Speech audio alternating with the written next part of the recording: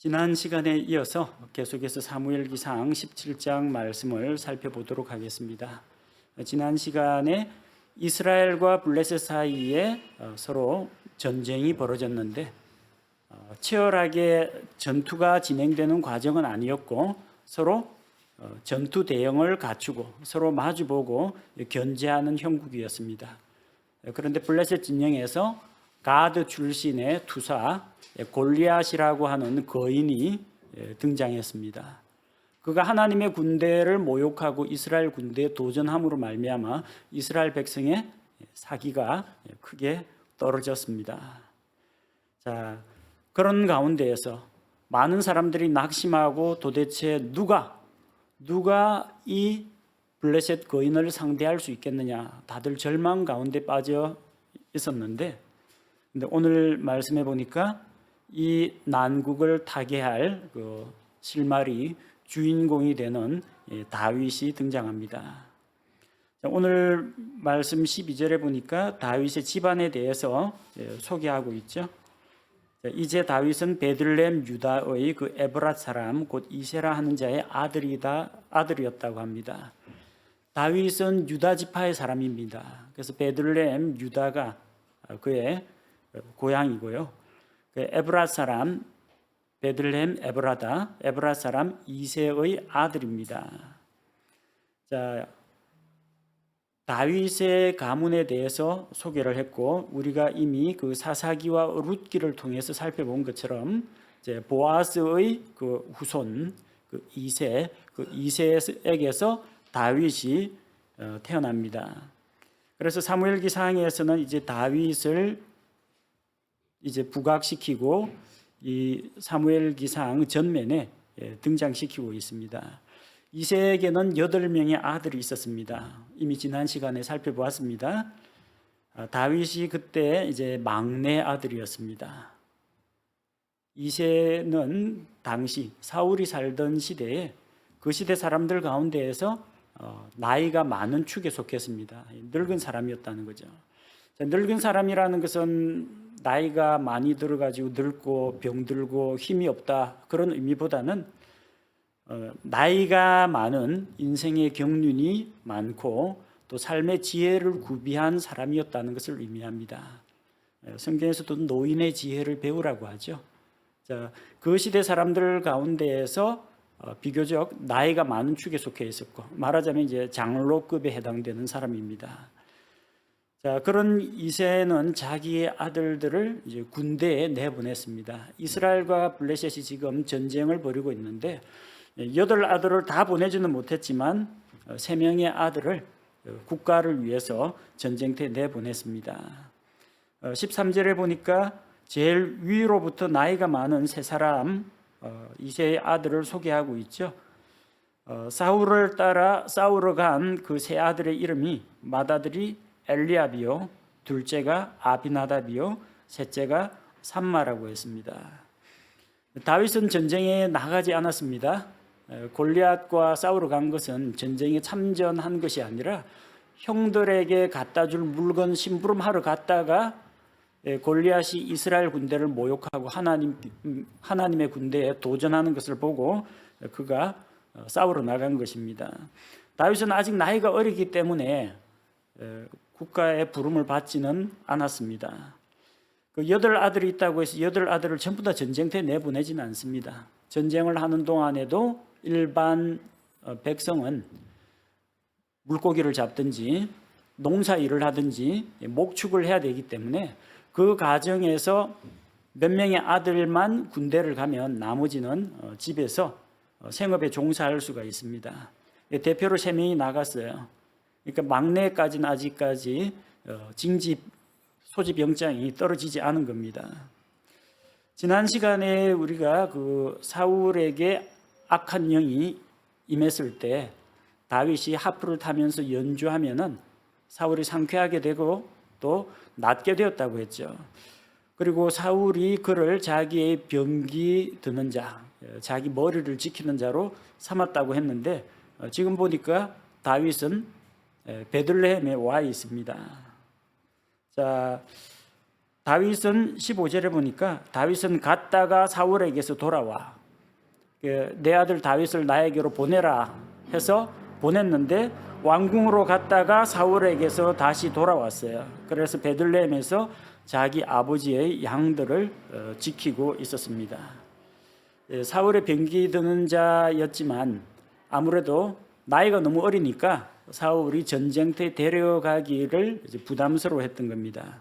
그래서 집으로 돌아가라 귀가시킨 겁니다.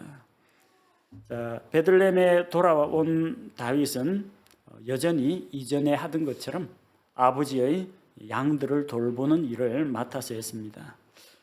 나머지 아들들은 3명은 전쟁터 나갔고, 그리고 그러면 5명 가운데 다윗은 양을 치고 있고 나머지 4명은 도대체 뭘 하고 있었는지 성경은 언급하고 있지는 않습니다.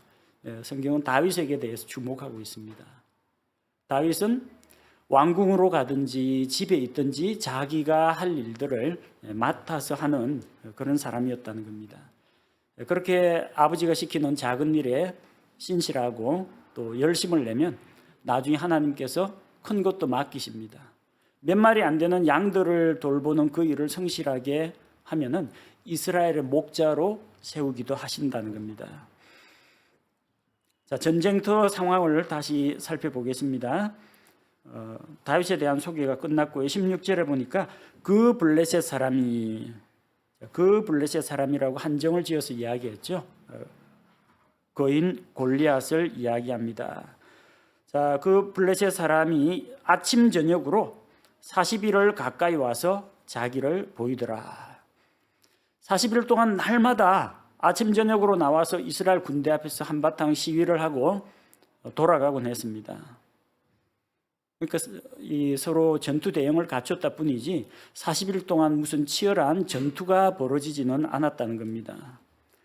이스라엘 군대는 40일 동안 이방인에게, 할례받지 않은 블레셋 사람에게, 그것도 하나님의 창조 질서를 무시하고 태어난 이 거인에게 수모를 당하고 있었습니다. 그들 가운데 그 어느 누구도 골리앗의 도발에 맞서가지고 나가서 용감하게 싸우는 사람이 아무도 없었다는 겁니다. 이스라엘의 군대가 숫자가 그리 적지는 않을 텐데 사울이 용맹스러운 자를 만나기만 하면은 데려다가 자기가 부하로 삼았는데 그들 가운데 골리앗을 상대할 만한 사람은 아무도 없었다는 겁니다. 오늘 우리가 읽은 본문 말씀들을 가만히 살펴보면요, 이스라엘이 정말로 나약하고 무기력증에 빠졌다는 것을 볼 수가 있어요. 이스라엘 군대의 태도를 한번 생각해 보십시오. 또 다윗의 그 세 형들의 태도를 한번 살펴보시고 또한 그 전쟁터를 둘러본 다윗의 태도를 한번 비교해 보시기 바랍니다. 어느 것이 하나님의 백성, 하나님의 군사로서 합당한 모습인지 우리가 살펴보도록 하겠습니다. 17절과 18절에 보니까 이새가 군대에 간 세 아들에게 다윗을 보내어서 심부름을 시킵니다. 이제 내 형들을 위하여, 너의 세 형들이 지금 전쟁터에 나갔는데 그들을 위해서 볶은 곡식 1에바 그리고 빵 10개를 주고 형들에게 보냅니다. 한 1에바라고 하는 것은 12대를, 우리 대박으로 12대를 1에바라고 합니다. 전쟁터에서 간편하게 먹을 수 있는 음식이 마른 빵. 마른 빵은 습기가 없기 때문에 곰팡이가 잘 피지 않습니다. 그래서 간편하게 씹어 먹을 수가 있고요. 그 다음에 곡식을 바삭 볶아가지고 물기를 제거한 거 있죠. 여러분도 아마 이전에 어린 시절 드셔보신 적이 아마 있을 겁니다. 곡식 나달 불에 거슬려 가지고 고소하기도 하고 그 다음에 습기가 잘 차지 않기 때문에 오래 두고 먹을 수가 있어요. 옛날 저희 어릴 때는 뭐 찐살 같은 것들도 먹고 뭐 볶은 곡식 같은 것도 먹고 볶은 콩 같은 것들을 간식 삼아 가지고 다녔는데 이스라엘 백성에게는 이런 볶은 곡식이나 딱딱하고 마른 빵 이것들이 양식으로 사용되었습니다. 그리고 그 형들의 군대를 책임지고 있는 1000명의 군사를 거느린 사람을 천인대장이라고 합니다. 100명을 거느리고 있으면 백인대장이라고 합니다. 그 천인대장에게 보낼 치즈 10덩이를 보냈습니다.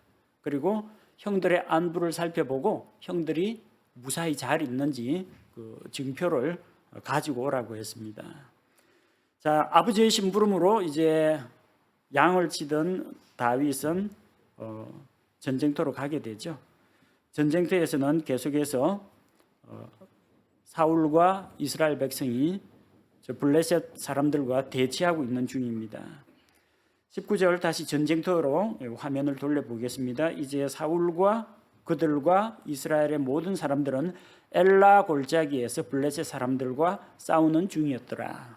싸우는 중이라고 하지만 실제로 맞붙어 가지고 접전이 벌어지지는 않았습니다. 한쪽은 산 저편, 다른 쪽은 산 이쪽 편, 가운데 골짜기가 있는데 엘라 골짜기를 사이에 두고 서로가 대치하고 있었습니다. 가끔 가다가 저기 블레셋 진영에서 골리앗이 자기 방패병들을 데리고 앞쪽에 이스라엘 군대 쪽으로 엘라 골짜기에 나와서 나하고 붙어볼 사람 하면서 고함 지르고 돌아가는 거 말고는 거의 소강 상태였습니다.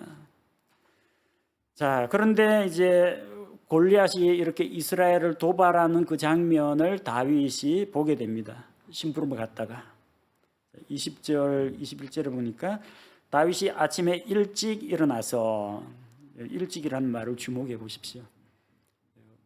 하나님께서 기록하신 그 말씀 가운데 필요 없는 글자는 없어요. 다윗이 아침에 일찍 일어나서 형에게 심부름 가는데 형들이 어디 도망가는 것도 아니고 전쟁터 거기 있을 거니까 언제 찾아가도 만날 수 있습니다. 그리고 베들레헴에서 엘라 골짜기 가는데 그렇게 오랜 시간이 걸리지도 않기 때문에 언제 출발해도 되는데 다윗은 아버지가 말씀하시면 즉시 순종합니다. 그래서 형들에게 내가 너를 심부름 보낼 테니까 다녀오너라 하니까 바로 그 다음날 아침에 일찍 일어나서 자기 하던 업무 인수인계해 줘야 되겠죠. 양 지키는 자에게 양들을 맡겼습니다. 원래 양을 지키는 것은 다윗이 하는 일입니다. 그러니까 다윗이 양들의 목자예요. 근데 목자가 어떤 개인적인 사정으로 자리를 비울 때는 동네 사람들 가운데에서 사꾼에게 그 양들을 맡깁니다. 그래서 진짜 목자가 있고요, 사꾼 목자가 있습니다. 사꾼이라고 해서 부정적으로만 생각할 필요는 없습니다.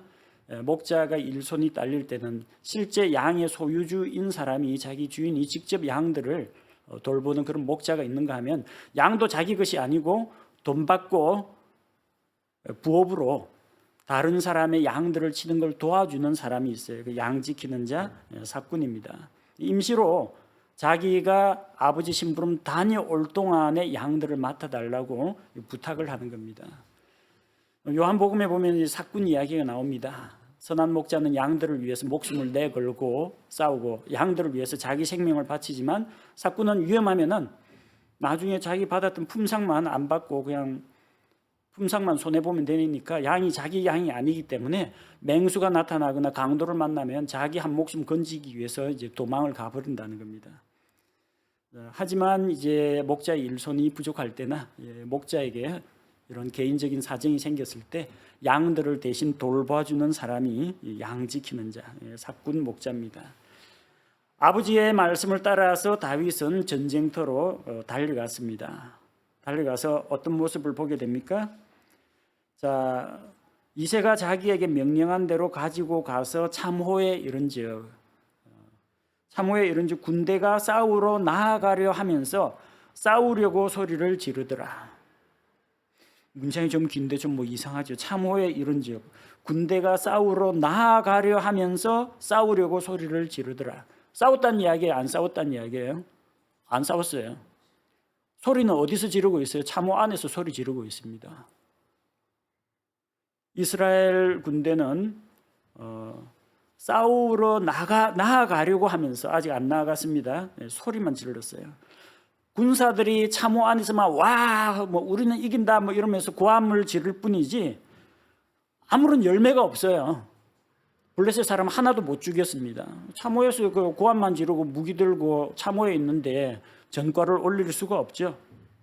그냥 블레셋 군대와 골짜기를 사이에 두고 서로 대치하고 있는 형국이라는 겁니다. 자, 그래서 21절에 나오는 것처럼 이스라엘과 블레셋 사람들이 전투 대형을 갖추고 군대와 군대가 대항하였더라. 대형만 갖추고 서로 마주보고 있는 상태입니다.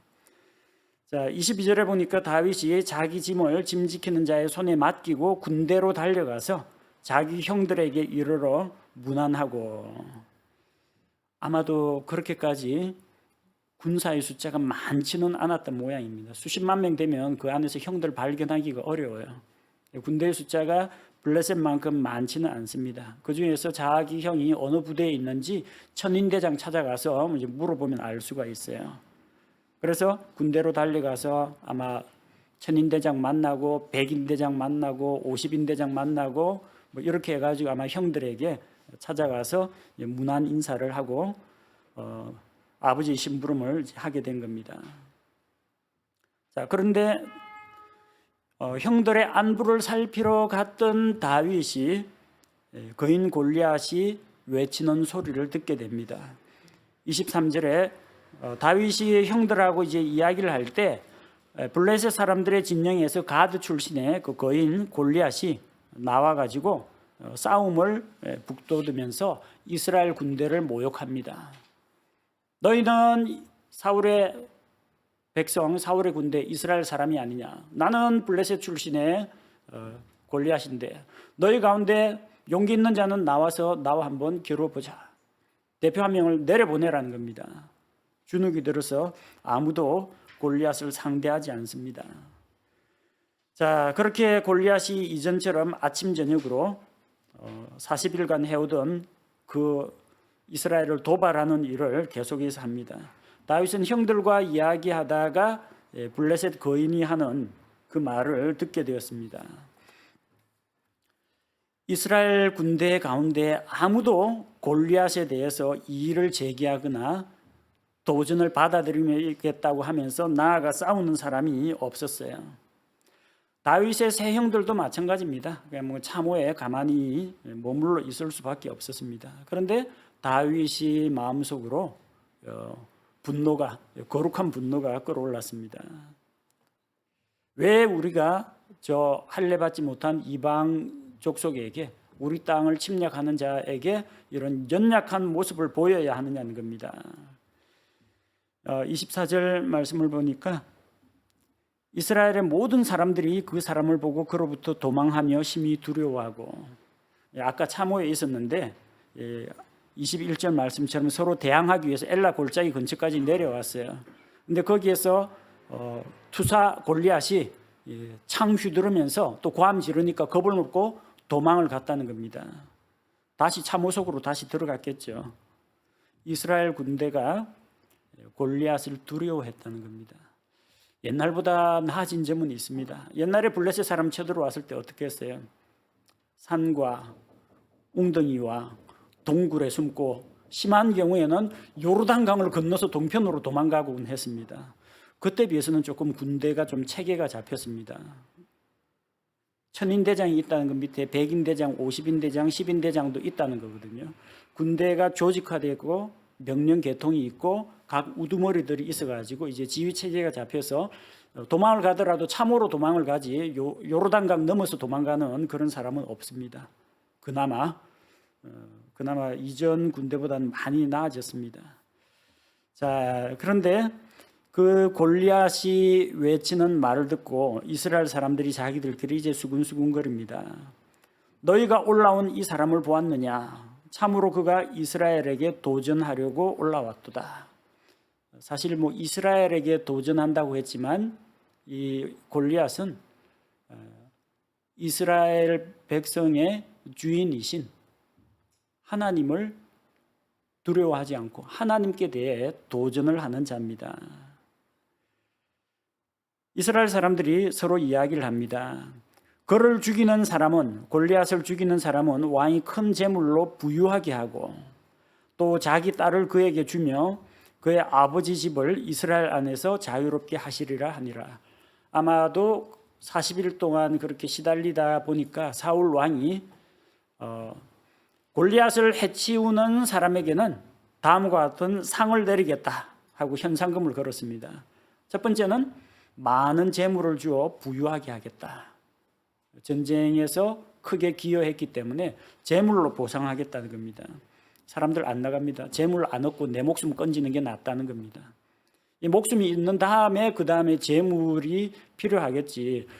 골리앗에게 가서 바로 죽임을 당하면 자기가 노리던 보상금, 재물 아무 의미가 없습니다. 두 번째는 왕이 자기 딸을 아내로 내어주겠다는 겁니다. 왕의 딸, 공주하고 결혼한다는 겁니다. 많은 남자들의 로망 아닙니까? 기사가 된 자의 로망, 왕의 딸 공주와 결혼해서 신분이 상승하는 거, 왕의 사위가 된다는 겁니다. 그러나 뭐 왕의 딸이 이쁘건 현숙하건 관계없이 일단 자기가 살아야 결혼을 하든지 말든지 하지, 나가서 죽으면은 결혼이고 뭐고 다 물 건너가는 겁니다. 안 나가요. 왕이 그의 아버지 집을 자유롭게 하겠다. 이스라엘은 노예가 아닙니다. 원래부터 자유민입니다. 근데 자유롭게 한다는 것은 무슨 의미냐면은 왕으로서 백성에게 짐을 지우는, 백성에게 부과하는 짐이 있어요. 조세와 부역이 있습니다. 세금을 걷고 그 다음에 어떤 군대라든지 아니면 노역에 동원할 수가 있는데, 그 집을 자유롭게 한다는 것은 조세와 부역을 면제시켜 주겠다는 이야기입니다. 이렇게 많은 그 보상을 내걸었는데도 나타나는 용사가 없었다는 겁니다. 26절에 보니까 다윗이 자기 옆에 서 있던 사람들에게 말하여 이르되 이 블레셋 사람을 죽여 이스라엘에게서 수치를 제거하는 그 사람에게는 어떤 대우를 하겠느냐. 이미 다 들어가지고 알고 있는데 또 물어봐요. 다른 사람들끼리 수군거리는 거 다 들었어요. 그런데 이 사람을 물리치면 왕이 어떤 보상, 어떤 대우를 해주느냐 사람들에게 물어봅니다. 그리고 이 할례 받지 않은 블레셋 사람이 누구이기에 그가 살아계시는 하나님의 군대에 도전하느냐, 그렇게 이야기합니다. 그러니까 27절의 백성이 똑같은 방식으로 대답을 합니다. 이 블레셋 거인 골리앗을 해치우는 자에게는 많은 재물을 주고 왕이 자기 딸을 내어주고 그의 집안을 자유롭게 할 거다 이야기를 합니다. 다윗이 다니면서 이 사람 저 사람한테 다니면서 계속해서 이런 이야기를 물어보고 사람들은 또 그렇게 답을 합니다. 이미 다 알고 있으면서, 현상금이 뭔지 다 알고 있으면서 왜 그렇게 할까요? 다윗이 이제 기대하는 바는 이제 두 가지입니다. 첫째는 왕이 이런 보상을 내걸었다. 상 받기 원하는 자, 포상을 받기 원하는 자 나서라는 이야기입니다. 그리고 두 번째는 우리가 누구냐? 이스라엘. 이스라엘이 무슨 뜻이에요? 하나님과 겨루어 이김이라는 겁니다. 이스라엘이라는 이름이 하나님과 겨루어 이김이라고 했는데 우리가 이 블레셋 거인 하나 감당하지 못했어야 되겠느냐? 우리 믿음의 조상들을 봐라. 모세, 그리고 갈렙, 수많은 거인들을 다 물리치고 승리하지 않았느냐? 근데 오늘날 이스라엘이라는 이름이 부끄럽지 않느냐는 겁니다. 어떻게 이 할례 받지 않은 거인이 하나님의 군대, 살아계신 하나님의 군대, 이스라엘이라는 이름을 가진 우리 민족, 우리 백성을 이렇게 할 수가 있느냐? 그래서 사람들에게 이런 질문을 던지면서 사람들에게 사기를, 사람들에게 용기를 북돋아주는 그런 일을 한 겁니다. 근데 형들 입장에서는 그게 참 뭐라고 할까요? 조그만한 녀석이 자기 분수도 모르고 함부로 나댄다라고 아마 생각했던 모양입니다. 28절에 보니까 그가 그 사람들에게 말할 때 그의 맏형 엘리압이 들었으므로 엘리압의 분노가 다윗을 향해 타오르매 그가 이르되 내가 어찌하여 이리로 내려왔느냐? 광야에 있는 몇 안 되는 그 양들을 내가 누구에게 맡겼느냐? 나는 너의 교만과 내 마음의 무례함을 아나니 내가 지금 전쟁을 구경하러 왔다. 그렇게 판단했습니다. 자, 엘리압이 분노를 터뜨려야 될 대상은 자기 막내 동생이 아닙니다. 누구예요? 아니, 골리앗에게 화를 내야지 왜 에몬 자기 동생을 잡아요?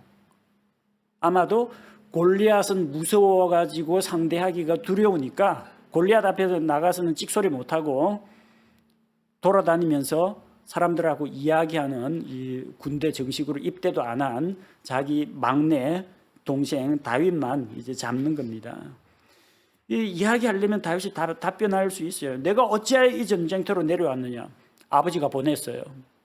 아버지가 형들 안부를 물어보고 잘 있는지 징표를 가져오라고 했습니다. 말대답할 수 있어요. 내가 돌보던 양들은 누구에게 맡겼느냐? 양 지키는 자에게 맡기고 왔습니다. 돌아가면 다시 양들을 보겠습니다. 입 바른 소리 할 수 있습니다. 그러다 형한테 맡겼죠. 너는 교만하고 무례한 마음을 가지고 전쟁을 구경하러 왔다는 겁니다. 다윗이 이거는 조금 억울했을 거예요. 형들도 그렇고 이스라엘 군대도 그렇고 사울 왕도 그렇고 왜 이 블레셋 거인 앞에서 길을 못 펴고 있느냐? 지금이야말로 하나님께 기도하고 하나님을 의지해서 누구든 나아가서 싸워야 할 텐데 왜 우리가 이렇게 나약한 모습을 있느냐는 겁니다. 다윗은 지금 다윗의 적은 자기 맏형 엘리압이 아닙니다. 다윗의 적은 하나님을 모욕하고 조롱하는 저 블레셋 거인이 적입니다.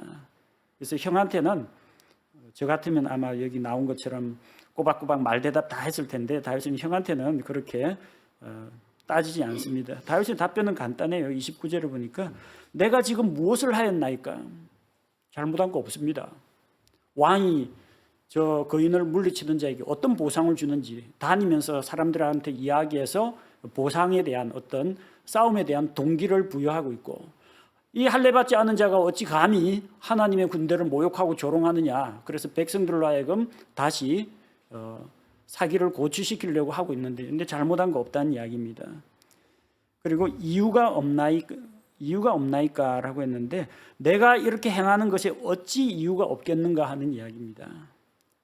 블레셋 사람이 하나님 군대를 모욕하는데 왜 가만히 참고 있어야 합니까? 내가 어찌 가만히 있을 수 있겠습니까?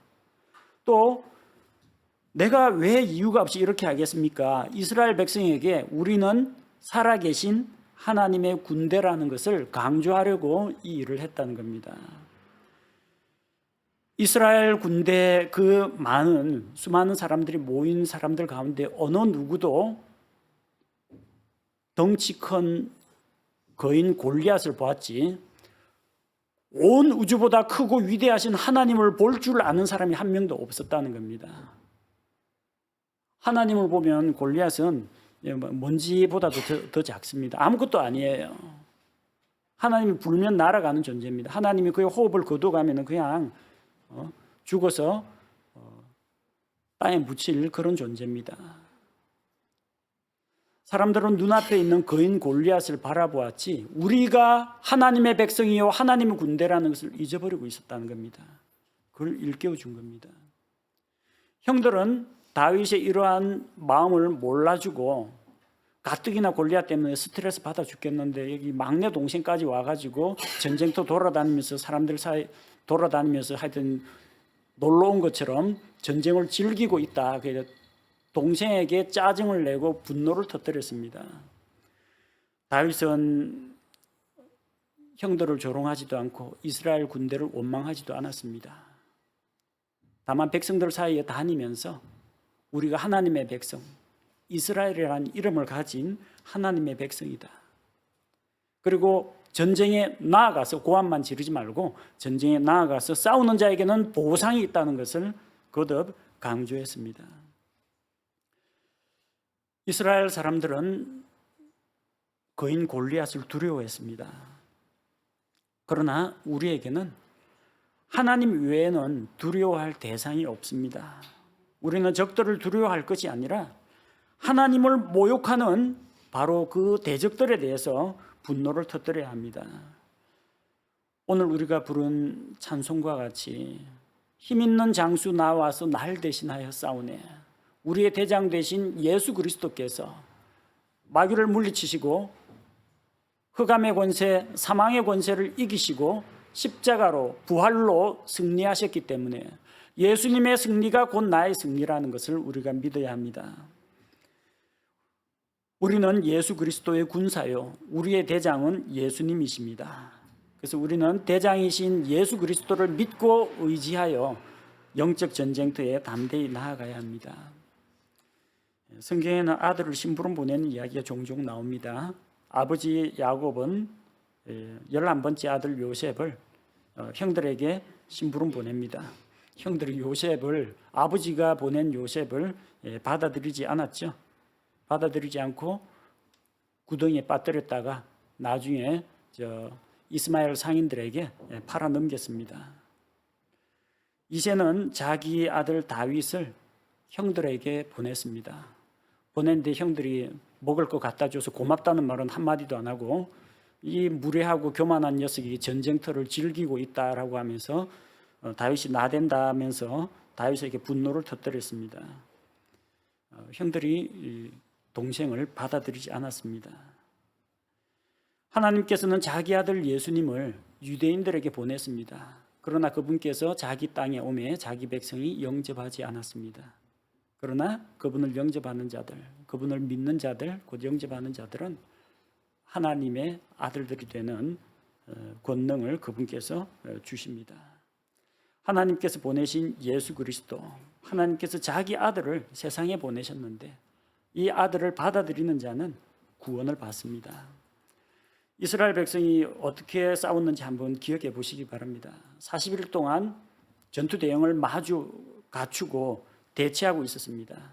가끔 가다 우르르 산 아래로 내려와서 골짜기에 있다가 골리앗이 발 한번 쿵 그러면 전부 겁을 먹고 주르륵 참호 속으로 다시 도망을 갔습니다.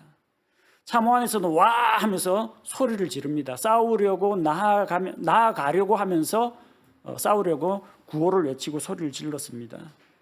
하지만 소리 지르는 건 누구나 합니다.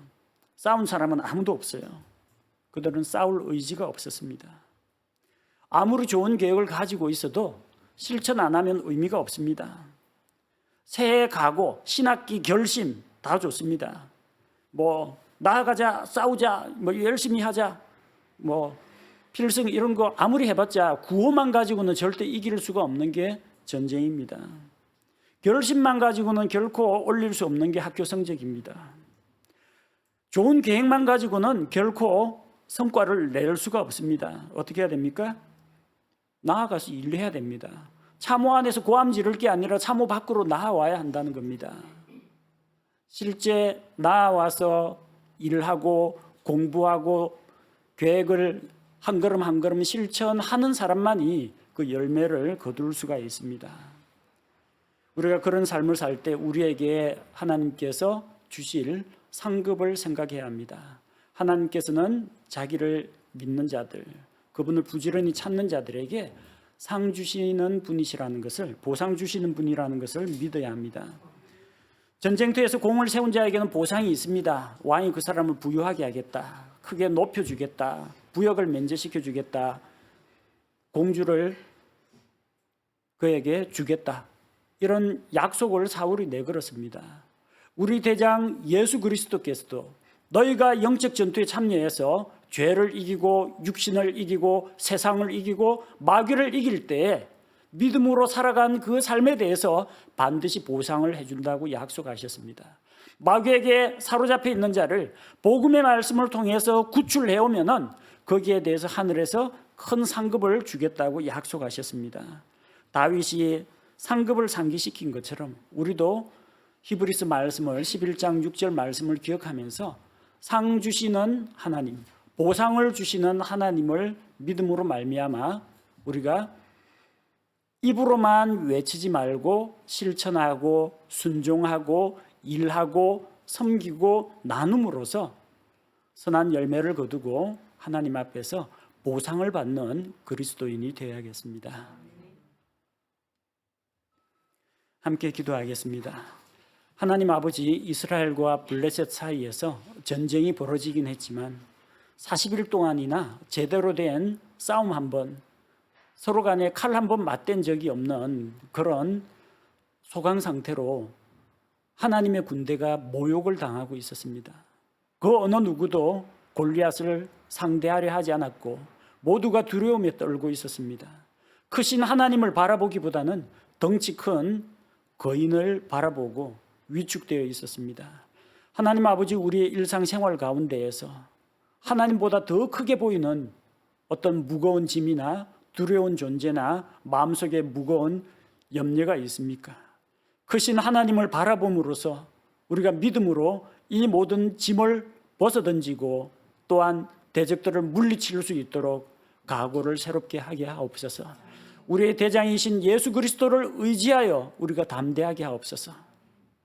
가만히 앉아서 결심만 하고 계획만 세우고 참호 안에서 구호만 외치지 말고 직접 나아가서 말씀에 순종하고 주님을 위하여서 일을 하고 형제 자매들을 돌아보고 학생으로서 공부하고 직장에서 일을 하고 함으로써 우리가 선한 열매를 거두고 하나님 기뻐하시는 일들을 통해서 마침내 하나님 약속하신 보상을 받는 그리스도인이 되게 하옵소서.